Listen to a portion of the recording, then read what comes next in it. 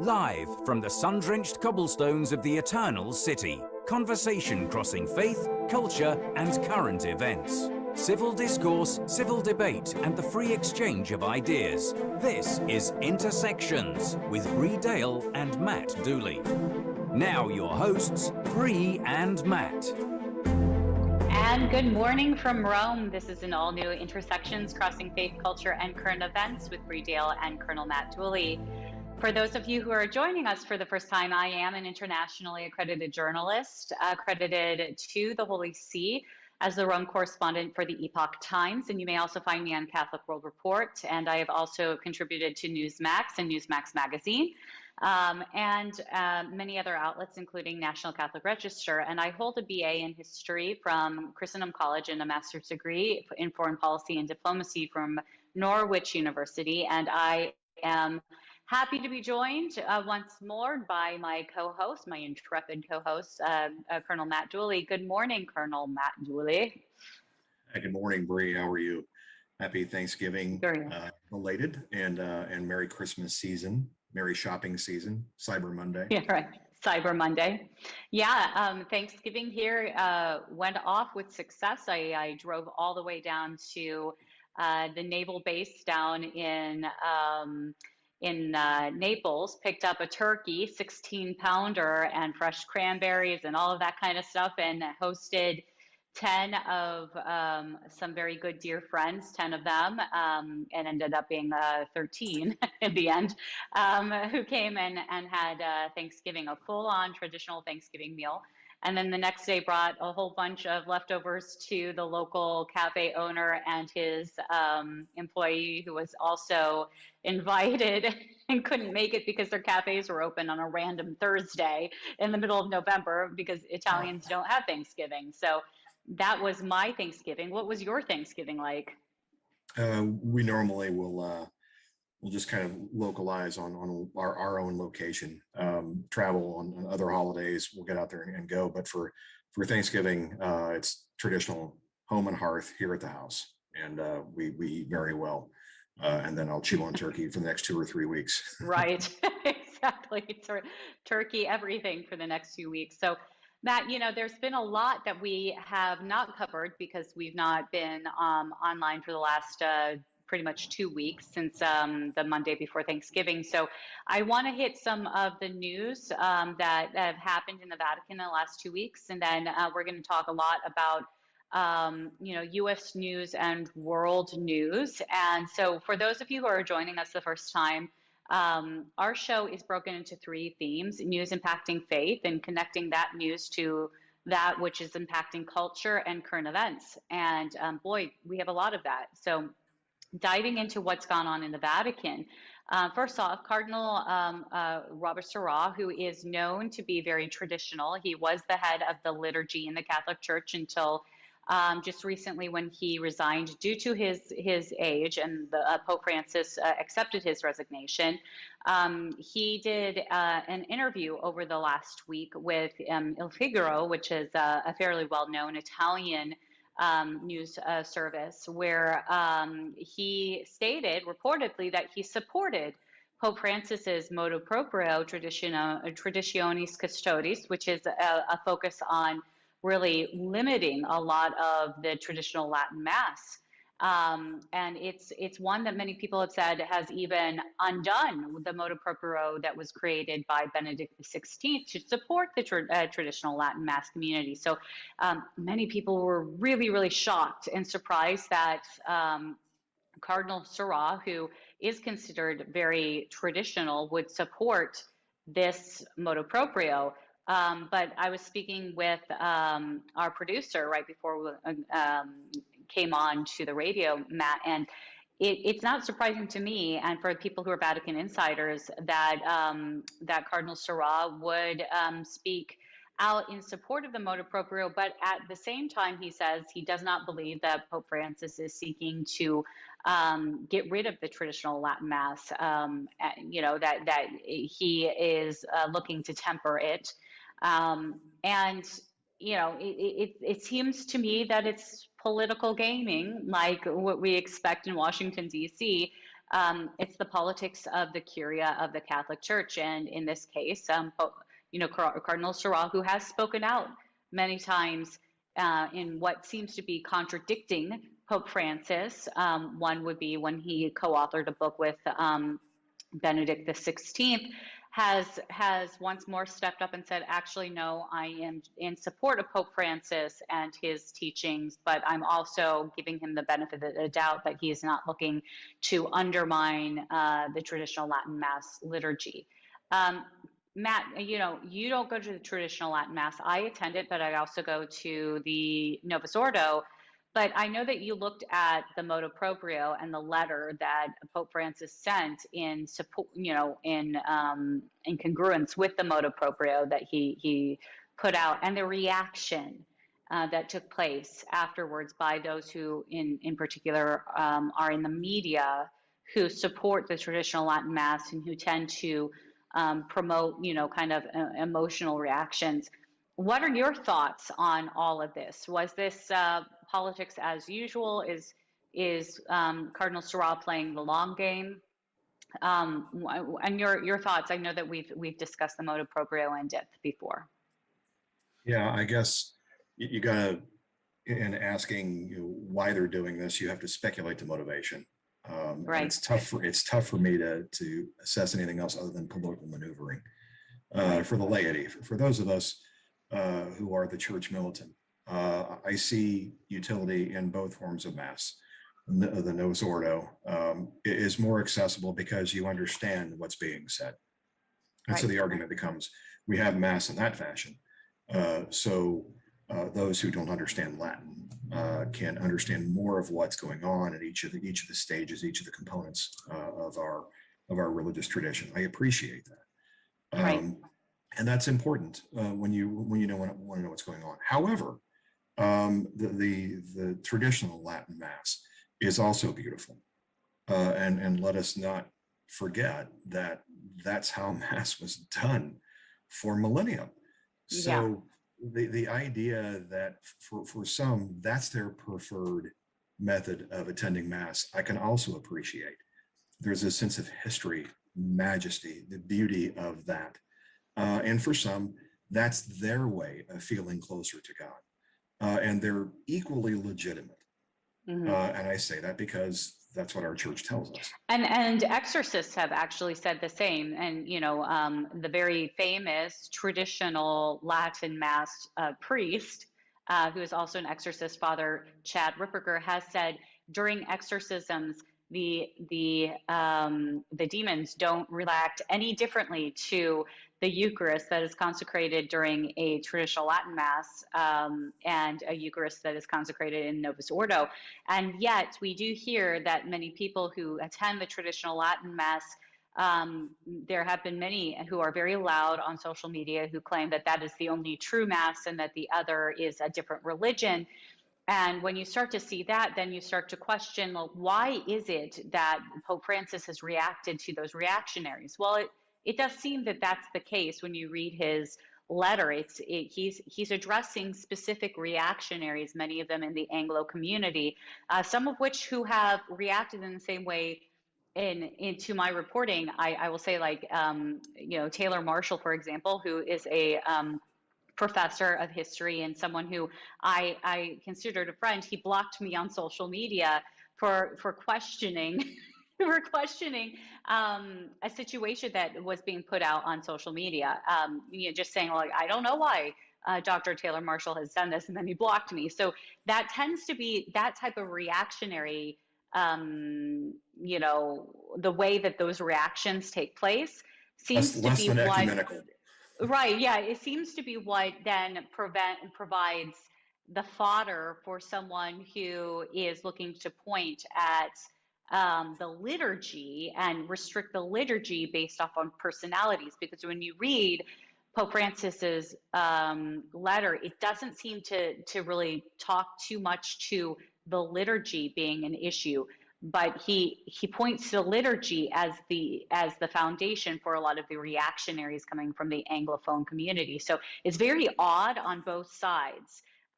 It seems to be kind of tit for tat, and I've said this before, the Pope is the Pope of the Catholic Church, and we are in a monarchy. So, you you can complain against the Pope, but then, when he makes an action, whether it's right or wrong, and I think history will show that this was an overreaction. That tends to be an issue. And I'm getting I need to correct myself. Dr. Taylor Marshall is not a professor of history; he's a professor of philosophy. So thank you very much. I appreciate that. For those who correct me, yes, keep me honest. I'm willing to retract and correct. So it's very odd, and I think for like Cardinal Sarah and many of the other cardinals, when it comes to the politicking in the Catholic Church, it tends to be, let's play the very slow game and not react to reactionaries. So it's just many people were not too happy to see that reported on Il Figaro. Well, here's another story that's coming out. Pope Francis is headed to Cyprus this next week, and to pave the way to that, Cyprus being in Greece and other Greek cities, we know that there has been some real issue when it comes to refugees or illegal immigrants going into Greece through boats, and being supported by NGO type watercraft and carting them in to Europe through Greece. So Greece is kind of one of those open doorways. Well, ahead of his trip, in anticipation, he has opened the doors, so to speak, to a group of refugees to be resettled in and around Italy. Your thoughts on this, because we're going to be talking in the next segment on, another issue of sovereignty in Poland, and how the EU was really pushing very hard against Poland's anti-open borders policy, so like closed borders policy. What is this? Is this an act of goodwill by Pope Francis? Is this? It really doesn't seem to have much in the way of Catholicity or like focus on Catholic teaching, maybe social justice in some ways. But Matt, I live right like steps from the Vatican, and just like years ago when Pope Francis was really making an effort to push policy that was supporting the poor, he opened the doors for the homeless to come and settle in and around the Vatican. Well, after that, homeless did come. People from all over Europe came. And now what we have is a rise in crime in the neighborhoods around the Vatican, and homeless people living around St. Peter's Square, and yet they're not being taken care of. So it does seem to me like a little bit of virtue signaling in a time that they're dealing with real issues of sovereignty and continued issues of sovereignty. Matt, before we go to break, your thoughts? Yeah, I think I'll start with since the Treaty of Westphalia, long time ago. The invention of the concept of a nation state dictates simply that borders, language, and culture define national identity, and without that, you don't have sovereignty. You don't have any sense of your own existence. So when we talk about our obligation to look after our fellow man, which I do believe we do, there has to be some order. There has to be some discipline, some method to it. Right. What is the uptake rate that any nation can sustain in bringing in those who are fleeing persecution or economic difficulties? That uptake rate varies depending on which nation you're talking about. Right. Some countries can assimilate thousands, others can't assimilate but a few hundred. Certainly you can get to a point even with a country like the United States where millions over the course of a few months become something that you can't sustain, which brings me to my next point. Some of this isn't about saving. Matt, let's get to that next pack, because we're gonna have to hit that after break. When we get back, we're going to be talking more about sovereignty, as well as talking about some news that hit over the last week with regards to Cardinal Becciu. We'll be back shortly after break.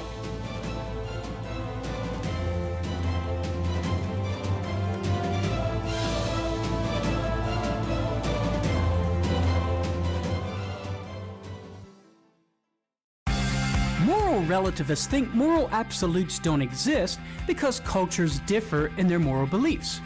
But is this a rational inference? The answer is no, and here's the reason. You see, it confuses moral epistemology, the accurate knowledge of moral truths, with moral ontology, the existence of moral truths.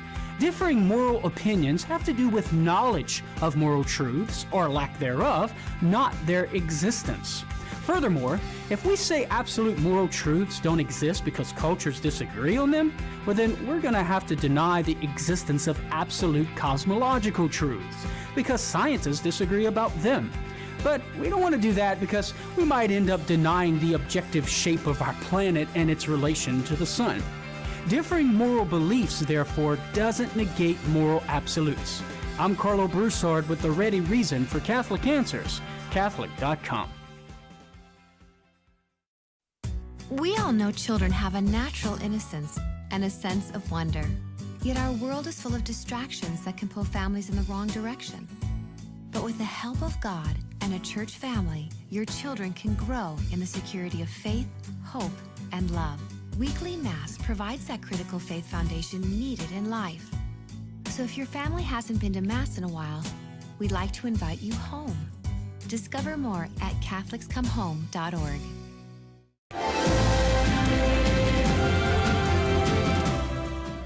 And welcome back for an all-new Intersections Crossing Faith, Culture, and Current Events with Bree Dail and Colonel Matt Dooley. Now, in our first section, we were finishing up a thought, Matt was at least, finishing up a thought on sovereignty. And we are going to talk more about this, Matt, in the next few segments, because sovereignty is a really big issue in the EU right now, and also really impacting Green Pass and the COVID, protests that we're starting to see as well. But we're talking in the last segment on Pope Francis heading to Cyprus this next week, and how ahead of this he invited and welcomed in, he was part of engaging the Italian government to accept more refugees or even illegal immigrants that came into Greece. Now, you were talking about what the Treaty of Westphalia and how that was essential to identifying sovereignty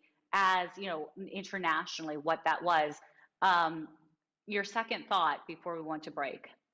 Yeah. My second thought is there's a complexity to the conversation in terms of the responsibility of a man looking after his fellow man. If you have immigrants coming in who are truly fleeing no alternative, they're seeking to save their lives, that's one issue. But what we're seeing is quite another, in thousands of people being pushed towards borders in an attempt to blackmail Western Europe. And the results of that, what you see on the border between Poland and Belarus is one example. Another example is, we see issues with Syria months and years ago with that conflict, and folks moving, military age males moving by the thousands, tens of thousands into Europe to do what? Those kinds of questions. You talk about national sovereignty. Nations have the right to step up and say, wait a minute. We talked about uptake rate. What's the acceptable level of influx for immigrants? And what's your reason for being here? What's your intent? And what's your intent? Not only your intent, Matt, but how are we going to take care of them? So if we're going to bring them in and we're going to set them up, it shouldn't be we're going to take care of them now indefinitely. Like, we have a plan in order to get them either back to their home country, which is usually what the intent is. Like, when it comes to refugees or displaced persons, situations like that, where what we have seen with wars in particular, the intent is not to settle them indefinitely into another country, but is to get them back to their country once the war has subsided or once the conflict ends, to get them back. And which is one of the reasons why people kept asking when it came to Syria, or like the uprising, the Arab Spring that took place years ago. What is the intent of this mass migration of mostly military-aged males? Why are they not in their country fighting for their freedom? And, it is the element in the United States of, we have borders of water. where it's harder for people to come from different countries. And we are going to talk about this because of the mass migrants heading up from South America and whatnot, crossing into our border, and some of the equivalencies of what we were seeing with Poland closing their borders. But Matt, any other additional thoughts on Pope Francis heading to Cyprus and his statement with these bringing in these migrants? I think that every nation is entitled to have some order to it. You would have order at a soup kitchen. Right. You have people coming there who are desperate and hungry. Everyone queues up for the line. Otherwise, Right. you crash the table and everything spills and no one gets anything. There has to be order. If there's a responsibility for these nations to take immigrants, there has to be some order behind it. And nations are entitled as sovereign entities to determine what process that looks like. Right. Talking about order and justice being part of that order, this is an update. I've been reporting on this for quite some time. The ongoing trials, and it hasn't even really been ongoing. It's been more hearings prior to trials regarding financial corruption and Cardinal Bay-Chu. Now, what I find very interesting about the Cardinal Bay-Chu saga is that, and I am writing an article on this for Epoch Times, is that there is a correlation between what we saw in the case of Kyle Rittenhouse and the prosecutors, and the prosecutor or the administrator of justice in the case of Cardinal Bay-Chu. What that is messing with video testimonies, video evidence, not providing evidence to the defense, and really having a very, very light case against the main witness or the main defendant. And what is just mind-boggling is back in the summer, in July and August, the judge in the case of Cardinal Bay-Chu ordered the prosecution, the administrator of justice, ordered him to provide all evidence to the defense because he had yet to do so. In August, after the judge had ordered that, it was a few weeks, the prosecutor came back and said, well, when it came to this video, we don't think we have to provide this evidence to the defense because the law doesn't mention videos as being part of the Vatican law, which was written in the 1800s when they didn't have video equipment, doesn't mention video as being part of the evidence. Well, they had a hearing and the judge disagreed and told the prosecution, you are to provide all of the evidence in full. And because you have chosen not to obey the court, you are to go back now and interview all of the witnesses, re-interview and provide the video interview of your main witness, a man who was at the center of all of this financial corruption, who flipped, and because he flipped, ended up having his assets, which were frozen, restored to him. So there's a lot of questionable stuff going on. Now, at the center of all of this, Matt, is the question, who knew what? Cardinal Bay-Chu was number 3 at the Vatican, kind of like Department of State, the Secretariat of State. So he was number 3. He was number 2, rather, at the Department of State. The number 1 is the current Secretariat of State, Cardinal Pietro Parolin. And then above Parolin is Pope Francis. So there's questions to who knew what about the amount of money that was ciphered off into a failed London property deal. Well, never be the senior person with the secret is something that we say in the military, and it goes with pretty much any head of state. So there's always been questions to whether or not Pope Francis knew about this before the trial and knew about the amount of level of corruption. It now seems to be the case after this last hearing that took place about a week and a half ago. It seems to be the case that Pope Francis knew well before the reports of the financial corruption came out, because the prosecutor in the video, which he chose not to provide to the defense until the last day before the hearings, and he didn't provide it in full. Again, he provided an edited video, which is now why the judge in this case has now come back and said we've got to figure out whether or not we're throwing away all of this evidence. But in the video that was edited, they didn't edit out a part where the prosecutor says to the main witness, Monsignor Perlascas, the secretary under Cardinal Becciu, who flipped on Cardinal Becciu, he says, "Well, we have evidence, trying to nail this witness down. We have evidence." And the Monsignor says, "Oh no, that's not the case." He said, "Well, Pope Francis told us that this was the case when we went to go ask him." And when that happened, and when the defense saw that, the defense said, "Look, like we don't know what we don't know with regards to what you discussed with Pope Francis, because none of this has come to light. We think that this is evidence now, and that means Pope Francis could potentially have to take this stand," which in the case of this monarchy is not going to happen.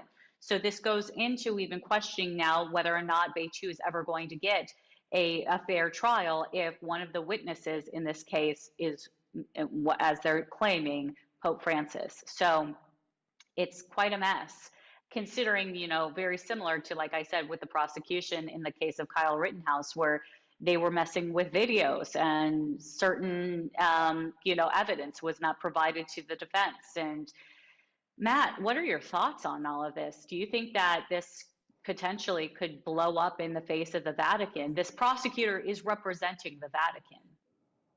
Yeah, I do. A couple of things, and it's good to see that prosecutorial misconduct or suppression of evidence is as much a problem in Italian law as it is in the United States. Right. And it's a problem because it denies the defense proper time to put together their own defense, their own arguments. Right.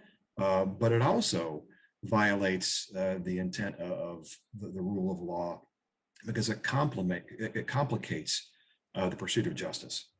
Right. This is supposed to be about presentation of evidence, all the available evidence, Right. whether it's a civil trial or a criminal trial.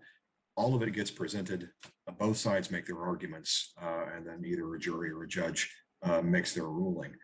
When you start putting your hand on the scales in an attempt to shape the available information, then it leads to questions of whether or not the trial was fair. As a mistrial. Yeah, and Matt, we saw this in the case of Kyle Rittenhouse. For over a year, we were seeing the media try Kyle Rittenhouse with no evidence. He was tried by the media, and now, and even after in the case of Kyle Rittenhouse, he was declared not guilty. People in the media the next day were still calling him a murderer, right? Yeah, so that gets to my second point, is that right. in some cases where we have a particular incident that leads to a trial, and it's well known, it's a national level, or in the case of the Vatican, something that's an international of international interest. Everyone's looking at it because the media is involved very early, and begins to shape opinions very early. Is there any opportunity for a prosecutor to really put together a decent case, or to, when they recognize they've got a weak case, to wave this off? It's clear in retrospect, looking at the evidence with Rittenhouse in particular, that it was a weak case going in. If you push the emotion aside, when you look at what evidence was actually presented, the question arises, did the district attorney put this together because the media was pressuring them to do this? Right. Did we have a trial just to throw a bone to the media that was so inflamed because of the incident and the shooting of Jacob Blake, which led to the protests, which then led to the riots in Kenosha, which then led to the Rittenhouse incident? The context has meaning. But if the media is not going to provide proper context, does a fair trial anywhere stand a chance? That's a good question. Right. I could talk a little bit about some of the things that came out of the Rittenhouse trial that, where I tried to suspend my disbelief and just listen in and look at the evidence. So there are some very clear bits and pieces of information that were not emphasized by the media prior to the trial. Right, and intentionally so, it seems, Yeah, Matt. right. And that's where I would say, for those of you who are listening and who have been paying attention to the financial scandals in the Catholic Church, there's no doubt that there has been financial scandals and mishandling of money. There is zero doubt. But what I think needs to be doubted are, in particular, and I've mentioned this before, in particular, whether or not you like a journalist or not is besides the point.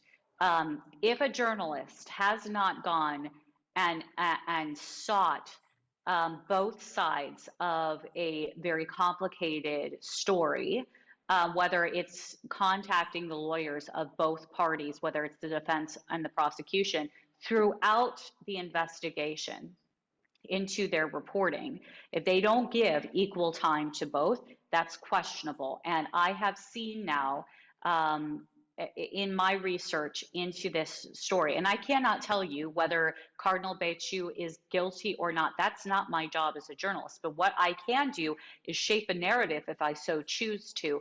And what I have seen is that within outlets such as CNA, National Catholic Register, and others who have covered the Becciu story, that they have only gotten quotes from, the prosecutor doing the prosecutor's job, reporting for the Vatican that is completely mired in this. And now we're seeing that this prosecutor has really fumbled the ball multiple times in this very serious trial. And potential for defamation is very clear on the side of Cardinal Becciu. And he's gotten to a point now where, and Cardinal Becciu is known for this, where he has sued Italian press for this type of defamation. And it's likely that he's going to win on multiple cases for this. Italian press now seems to be changing their tune on whether or not Cardinal Becciu is even going to get a fair trial. So I think we have to be very, very careful in the press to report the entirety of the story and get both sides of this in order for us not to come to preconceived,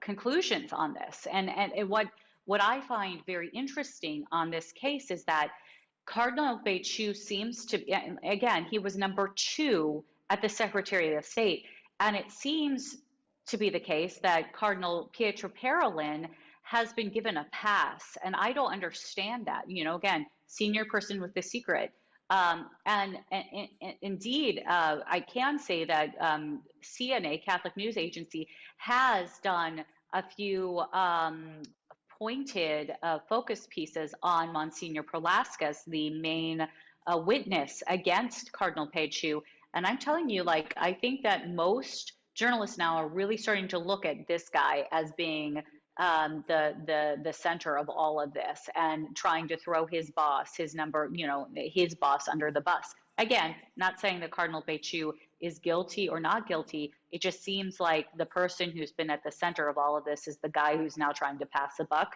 And it seems like the prosecution has not done a very good job, supporting themselves, other than having this particular witness against Cardinal Becciu. Last thoughts before we continue on to world news? Yeah, I think truth is a formula. Clearly, it's fact plus context. Nowhere in there does opinion factor in. And so if you're going to get to the truth, which is what we're trying to do, both in journalism as well as in a court of law, you've got to ensure that you're getting access to all of the information so you can determine fact and the sequence of occurrence. When you're deliberately excluding facts and relevant data that shaped around the incident, you're not going to achieve justice. You're not going to have the truth. Right. And Matt, that's the point is that we're seeing in Washington, D.C. Like, people ask me, what's it like to be a Vaticanista covering the Vatican? And I say, it's like covering Washington, D.C., but it's Yeah. slower. People are like, oh, well, in the halls of the Vatican, it's smoke and mirrors, and you just have to report on rumors and all of that. There is no, I mean, I guess maybe the people who say that have been people who've only worked in the Catholic circles, because it's the same in Washington, D.C. Yeah. And yet, like, you report on rumors in Washington, D.C., you better prepare as a journalist to be sued, because in Right. Washington, D.C., like, you pushing out or just discredited. So it's the same. And it's an important point to make that these journalists should not be given a pass, whether they're on the right or the left, for pushing out disinformation. And especially the journalists who don't attend any of these trials or hearings. If they're not attending the trials and hearings and they're just, reporting what other people are reporting, that's a problem too, and shaping a Yeah. narrative, So we've got to be really, really careful in these cases, and really question a lot of the reporting at this time. Some of the reporting has been really good to dig out some of the evidence. We saw that in the case of Kyle Rittenhouse as well. A lot of, I don't think Kyle Rittenhouse would have been, I'm not sure if he would have been able to get a not guilty verdict just based off of his defense and the prosecution, if based off of the media's reporting. If it weren't, in fact, for free media and new media, because a lot of those videos that popped up that were then used in defense of Kyle Rittenhouse, and the questions on the doctoring of some of the videos in the case of Kyle Rittenhouse, that came out of new media reporting and free media reporting. So, and also like Twitter, the Twitter sphere, like social media, a lot of that took place, and that then got to the defense and was supportive of Kyle Rittenhouse. But Matt, it's a messy world, and we just have to just keep on the path of what is factual based. Yeah, I agree. And also, we're still talking about a Rittenhouse. One of the key videos, the overhead drone footage, was indicative of two things. One, the prosecution had a much better quality video than what they sent the defense. Yeah. And ultimately, once the defense got it, it bolstered their case for the first shooting with Rosenbaum, chasing Rittenhouse down and him attempting to get away, which then added to the other civilian footage that was on the ground. Right. And that strengthened their case. But it also showed the prosecution wasn't being above board and sharing the evidence with the defense.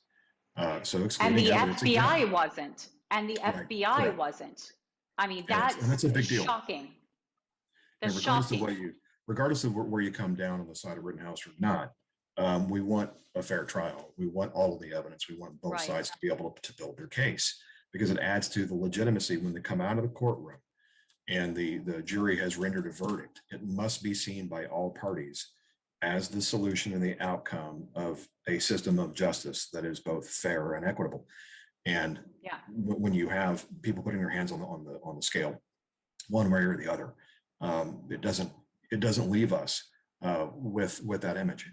And as a result, then people begin to question whether or not the Department of Justice is working for all Americans, whether or not the justice system at the state level works for all Americans. And that's a problem. So we can talk about Rittenhouse for hours, but I know we want to get to other topics. Yeah, I mean, another massive trial right now happening in the United States is that of Ghislaine Maxwell, and in New York. What I find very interesting in that situation is that the judge has pretty much barred all media and has said no photography whatsoever during this trial. Ghislaine Maxwell was the associate of a certain pedophile that many of us now know of. A man who was at the center of a lot of sex scandal, has taken pictures with presidents and young girls, with Prince Andrew and young girls, and then mysteriously under the watch of the justice system, committed suicide. Ghislaine Maxwell is someone who is known in the top tiers of government and has mixed with elites, and now is being given the privilege of not having her court case under the view of the media. And what I find very interesting in this is that the connection between the judge and the Obama administration, the connection of those who are involved in trying this case with the Obama administration. Matt, before we go to break, when we talk about justice system, are we not looking for transparency? And why would it be that someone like Kyle Rittenhouse would have all the media attention on him, but then, you know, a certain person named Ghislaine Maxwell is being shielded by the media? I think with Rittenhouse, the only thing that may be keeping our cities from burning right now is the fact that the trial was open, that so many people who had one set of opinions shaped by the media a year ago could watch the trial, watch the arguments being made or not being made, and see the evidence for themselves and begin to see a more reasoned understanding. We're not going to get that here with Maxwell. And that's very interesting to me. Is the intent, again, speculating to reason here, is the intent to keep this as quiet as possible, have a trial because a trial must happen, but then keep both the execution of that trial and the results of it as under wraps as possible? It certainly seems that Jeffrey, way. it adds to the conspiracy, and whether or not it's true conspiracy or not is another question. But Jeffrey Epstein died under very questionable circumstances. Right. And for all the memes out there, it adds to another degree of skepticism. Oh, really? Exactly. Okay. So Epstein hung himself. Right. Just like my Christmas ornaments, they're not going to hang themselves either. You know, these kinds of things where it's so unbelievable. And now they're going to cover for this his associate. You know, Matt, we're going to be going to break. After this, we're going to be talking more about the law because it's really important to consider what we're up against here in Italy with a new law for the Green Pass and the protests that are happening all throughout Europe, and how the media has sought to cover this up with a new push on a COVID variant that out of South Africa they're saying is very mild. When we get back, we'll be talking more about this. This is Intersections with Matt Dooley and Bree Dail.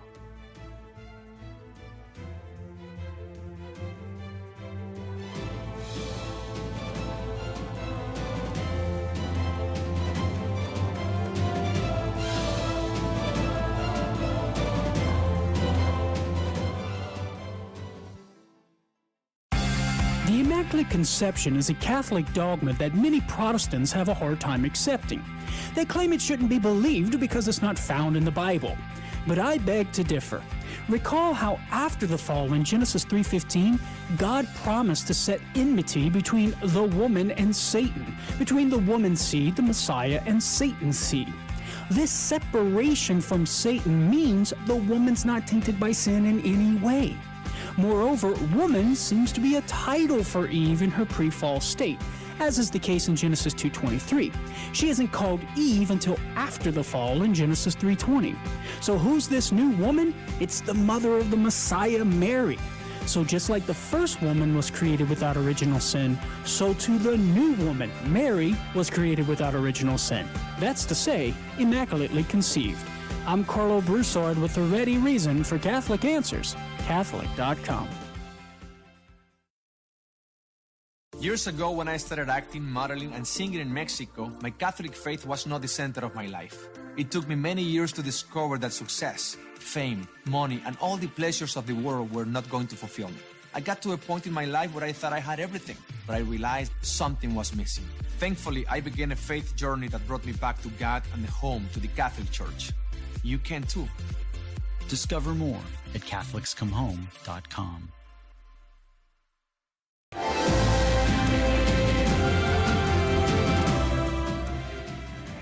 And welcome back to an all-new Intersections Crossing Faith, Culture, and Current Events with Bree Dail and Colonel Matt Dooley. In our first segment, we talked about and discussed a lot of news coming out of the Vatican, including some of the details in the historic financial scandal trial of Cardinal Becciu. And then our second segment, we spoke more about that trial and the case of Kyle Rittenhouse and prosecutors and just the justice system in general. And a lot of the feeling of distrust now in the justice system in the United States. Now, in Italy, what we're having right now is a push against ongoing laws that are happening, that are taking place, measures that are in support of COVID and the ongoing crackdown on those who have not received the vaccine. What I think is really interesting is that that's not being covered by the media. In fact, Matt, I think a few weeks ago, I spoke about confronting the Rome bureau chief for the New York Times here, Jason Horowitz, after he put out disinformation in an article stating that despite protests in Italy ongoing, that they had fizzled due to a lack of real support nationwide on the Green Pass. Well, that's not the case. And we saw video after video of that throughout Italy, ongoing protests, a protest that took place about a week ago in the Circus Maximus was just another protest. And it happened to be coordinated throughout the world, protests against this new measure or more measures against people who are not able or not willing to receive the vaccine and thus not being able to have a Green Pass. So here in Italy, the Italian government passed some measures to say those who do not have the vaccine Green Pass are not permitted at all to go into restaurants, businesses, and not allowed to use mass transit. And that's going to be implemented in the next few weeks here in Italy. And there's discussion now even in the halls of certain states or Italian states about echoing what we're seeing in Germany and Austria, which is quarantining people who do not have the COVID vaccine in their homes and locking them away compared to the freedoms that are being provided by people who do receive the vaccine. And now, Matt, we're starting to see reports in the last few days of a new COVID variant. After the new variant, NU variant, they skipped over conveniently the G variant and gone. Yeah, isn't that interesting that they kind of skipped over that variant, and now we're seeing, and it's funny because President Xi of China, right? For those who don't get that, now we're seeing this Omicron variant, and there is a lot of fear mongering that we're seeing in the press and in certain political figures, including Dr. Fauci. Your thoughts, Matt, on this? When the scientists out of South Africa are saying this is mild. Yeah. Well, I have a lot of thoughts. First off, there's no sense in calling a new variant the Chi variant. They're all the Chi variant, but that's a separate conversation. The issue for me is there are two types of people broadly, it seems. I hate to make a hasty generalization, but clearly after a couple of years of dealing with this, you've got one group of people who believe that the state apparatus, whatever country you happen to be in, can be trusted, should be trusted, must be obeyed. And so whatever directive comes out, whether that's a Fauci directive here in the United States or something else, it must be obeyed regardless of whether it's a flip-flop or not. Regardless of, you can't question it. Don't question the science, which always makes people nervous. The element of science, if you're going to follow the science, should always be questioning, are we doing the right things? Are we doing things right? And what else are we missing? That conversation is always ongoing. Otherwise, it's not true science.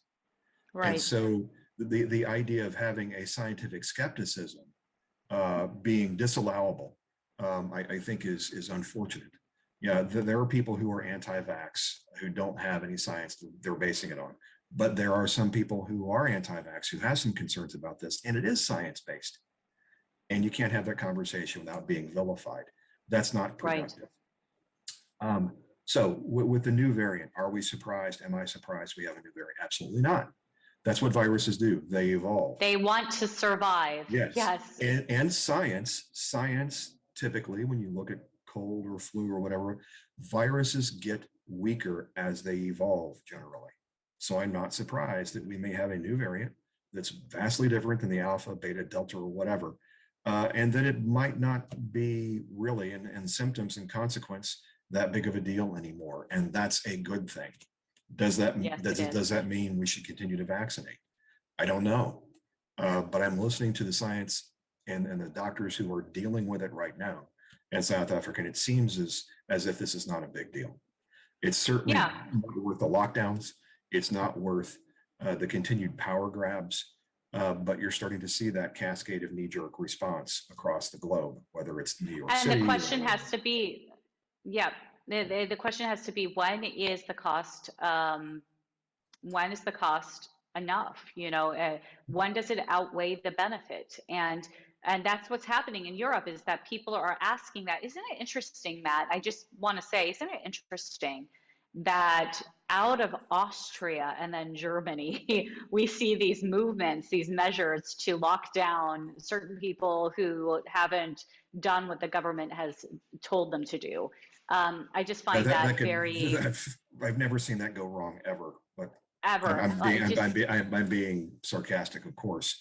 And that brings me to my next point is, in this circumstance, it's the exact opposite of what one would expect. We typically quarantine the infected.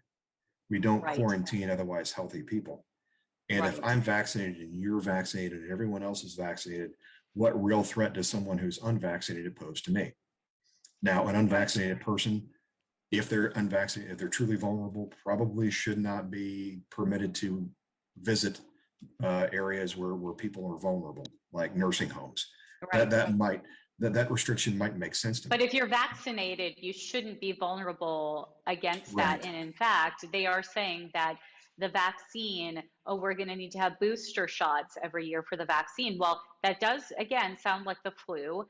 And we don't quarantine people who don't have the flu vaccine. If your risk is to get the flu if you're not vaccinated, but you can get Yeah. the flu if you are vaccinated due to the different variants. So it to me, and they're saying now that shockingly enough, people who have gotten the COVID virus and have recovered from it are their immune system is stronger than that of someone who's gotten the vaccine. Well, that makes scientific sense as well.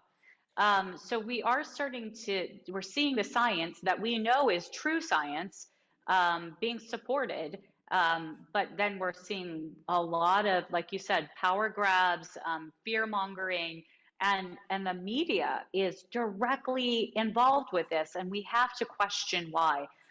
Matt, I want to bring this up because a lot of people don't know. I used to be a correspondent for a short time for Newsmax, and one of my colleagues, Emerald Robinson, reported. Now, whether or not I can agree with the way that she reported, but she reported on a factual evidence of an ingredient within the Pfizer vaccine, and she reported on this through Substack and also her Twitter. She was suspended permanently on Twitter for this report, and now she has been fired by Newsmax. Emerald has also been served a paperwork where she's not going to be able to speak about this. Matt, as we're heading towards the end of our show today, what do you say when only one side is being reported as fact and it's not being factual, and they are being promoted and supported, where you have someone like Emerald Robinson completely shut down the White House correspondent for Newsmax, and then fired. What are your thoughts on this? Is something else going on? Yeah, if you have the truth and the facts on your side, you generally don't have to silence people. If you have the truth on your side, you don't have to persecute people. You don't have to eliminate them. You don't have to cancel them. You don't have to put them in a memory hole. Generally, if you're on the side of the up and righteous, you don't have to do any of that to anybody. The truth shall Right. set you free is an expression for a reason. So when you look at what's been done to Emerald, I think it raises more questions. The effort to silence makes the silencers look more guilty.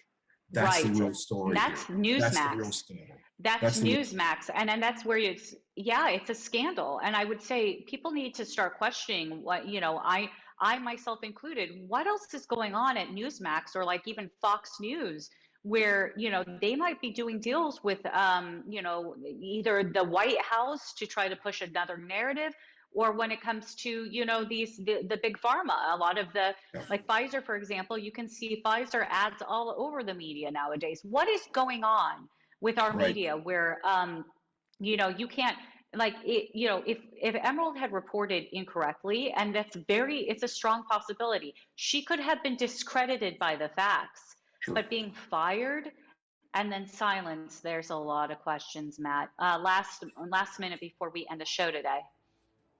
Yeah, I think, again, going back to your point, slander and libel laws exist for this precise reason. For someone who knowingly says an untruth or publishes an untruth, you get punished for that.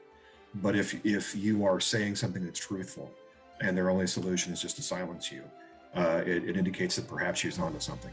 She's over the target, which is why she's taken flack. Right. Well, that's it for us this week for New Intersections.